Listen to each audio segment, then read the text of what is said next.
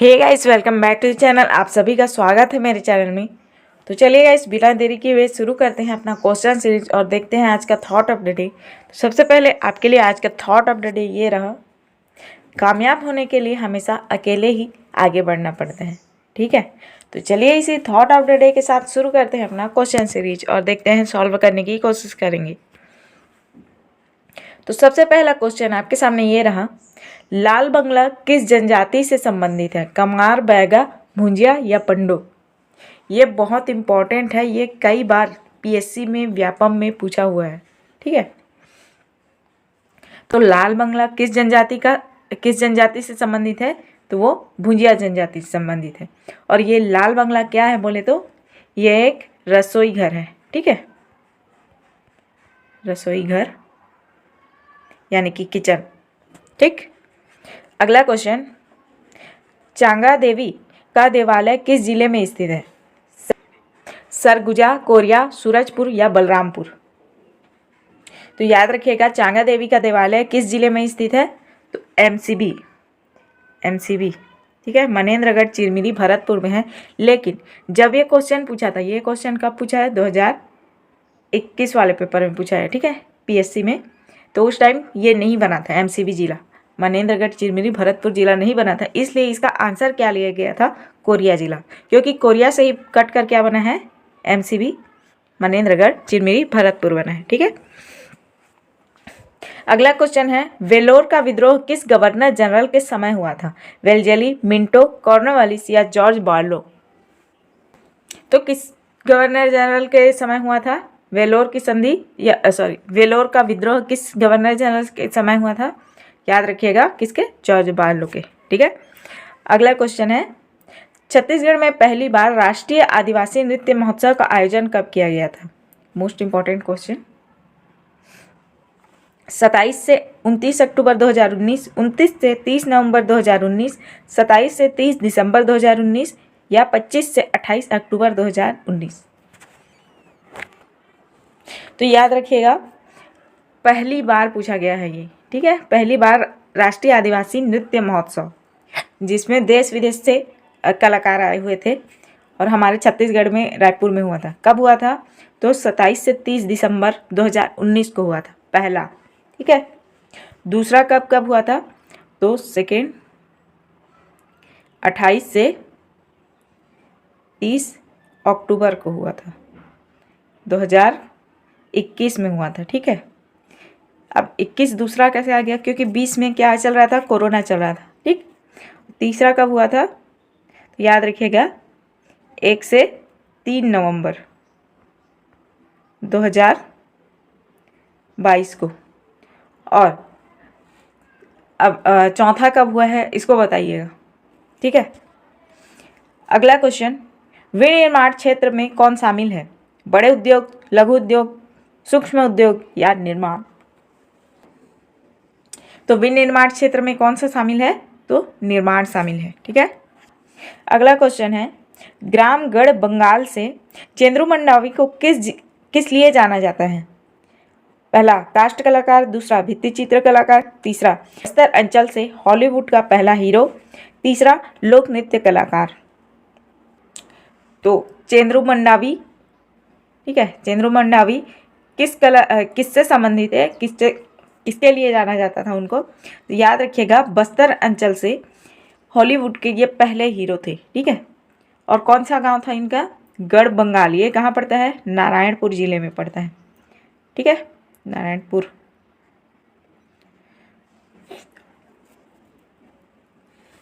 ये मेन करके क्या के लिए फेमस है पता है आप लोग को?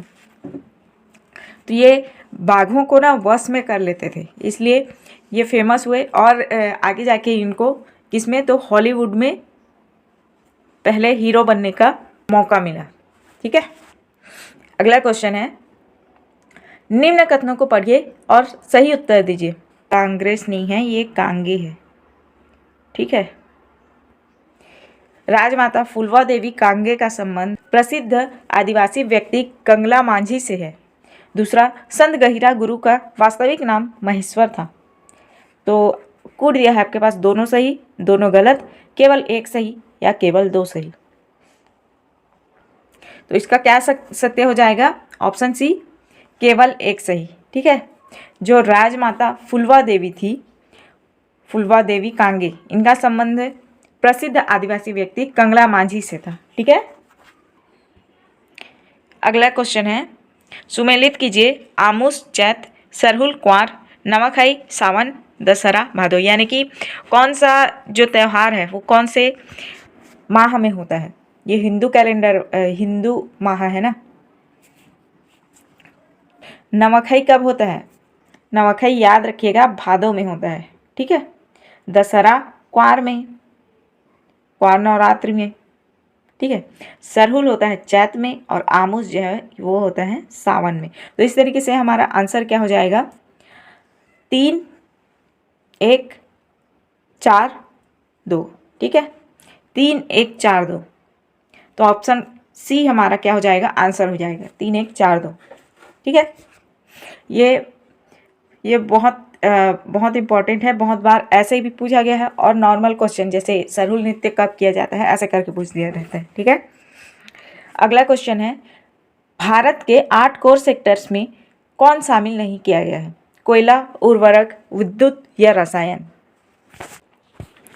तो 8 कोर सेक्टर्स में किसे शामिल नहीं किया गया है? तो रसायन को शामिल नहीं किया गया है। ठीक है। अगला क्वेश्चन है, सत्यार्थ प्रकाश के लेखक कौन है?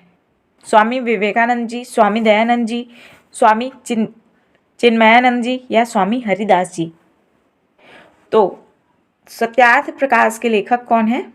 याद रखिएगा, स्वामी दयानंद सरस्वती जी हैं, और इन्होंने ही किसकी?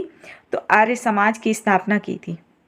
ठीक है। आर्य समाज की, और साथ ही ये माँ है ना, आर्य समाज, और साथ ही इन्होंने वेदों की ओर लौटो। ठीक है।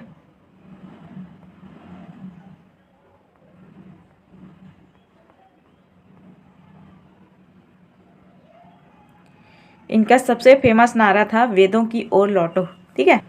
वीडियो में आगे बढ़ने से पहले आपने अभी तक चैनल को सब्सक्राइब नहीं किया है तो प्लीज़ जल्दी से सब्सक्राइब कर लें। आगे बढ़ते हैं। अगला क्वेश्चन है, 1933 में गांधी जी का भाषण देने के लिए आमंत्रित करने वाले राजकुमार कॉलेज के प्राचार्य का क्या नाम था?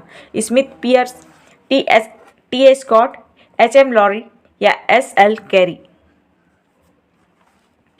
तो याद रखिएगा, 1933 में जब गांधी जी को आमंत्रित किया भाषण देने के लिए, किसने? तो राजकुमार कॉलेज के प्राचार्य ने। तो उनका नाम क्या था? तो उनका नाम था स्मिथ पियर्स। ठीक है। अगला क्वेश्चन, द्वितीय सविनय अवज्ञा आंदोलन में जुलूस का नेतृत्व करते हुए डॉक्टर राधाबाई को कब गिरफ्तार किया गया? 12 फरवरी 1932, दूसरा 16 मार्च 1932, तीसरा 19 अप्रैल 1932 या चौथा 13 जून 1932? तो याद रखिएगा कब गिरफ्तार किया गया था राधाबाई जी को? तो 13 जून 1932 को। ठीक है। अगला क्वेश्चन है, छत्तीसगढ़ में मराठा काल में निम्न स्थानों पर विद्रोह हुआ था? धमधा, बरगढ़, कवर्धा और तारापुर। कूट आपके पास दिया है 1 2 3, 2 3 4, 1 4 2 या 1 3 4 या सभी। मराठा काल में छत्तीसगढ़ में किन किन स्थानों पर विद्रोह हुआ था? तो धमधा में हुआ था, बरगढ़ में हुआ था और तारापुर में हुआ था। ठीक है। उस तरीके से आंसर क्या हो जाएगा? 1 2 और 4। लेकिन ऑप्शन में क्या दिया हुआ है? 1 4 2। 1 2 4 लिखो या 1 4 2 लिखो, बात एक ही है। ठीक है। अगला क्वेश्चन है, निम्न में से कौन राजनांदगांव के राष्ट्रीय विद्यालय की स्थापना से संबंधित नहीं है? राजू शर्मा, पदुमलाल, पुन्नालाल बख्शी, ठाकुर प्यारेलाल, बलदेव प्रसाद मिश्र? तो राजनांदगांव के राष्ट्रीय विद्यालय की स्थापना संबंधित कौन नहीं है? तो याद रखिएगा, राजूलाल शर्मा संबंधित नहीं है। ठीक है। बाकी ये तीनों संबंधित है। ठीक। अगला क्वेश्चन है, भौगोलिक परिस्थिति की सामाजिक व्यवस्था, भूमि की व्यवस्था के कारण छत्तीसगढ़ में जमींदारों का अस्तित्व नैसर्गिक व अनिवार्य रहा, यह कथन किसका है? Mister Jenkins, Richard Temple, Mister Chims या मिस्टर एगेन्यू? तो आंसर क्या हो जाएगा? Option A, जेकिंस। जेकिंस ने कहा था कि भौगोलिक परिस्थिति की सामाजिक व्यवस्था और भूमि की व्यवस्था के कारण छत्तीसगढ़ में जमींदारों का अस्तित्व नैसर्गिक एवं अनिवार्य रहा। ठीक। अगला क्वेश्चन, मालगेर नदी का उद्गम कहाँ से हुआ है? मालगेर या मलगेर? ठीक है। बैलाटीला की पहाड़ी, अबूझमाड़ की पहाड़ी, केशकाल की घाटी या झीरम घाटी? तो याद रखिएगा, मालगेर नदी का उद्गम कहाँ से हुआ है? तो बैलाडीला की पहाड़ी से हुआ है। ठीक है। अगला क्वेश्चन है, राज्य सरकार के कार्यों की प्रक्रिया के सिद्धांत का निर्माण करने वाले प्रमुख शक्ति है? योजना आयोग, मंत्री, मुख्यमंत्री या सचिवालय? तो आंसर क्या हो जाएगा? राज्य सरकार के कार्यों की प्रक्रिया का सिद्धांत का निर्माण करने वाली प्रमुख शक्ति है सचिवालय। ठीक है।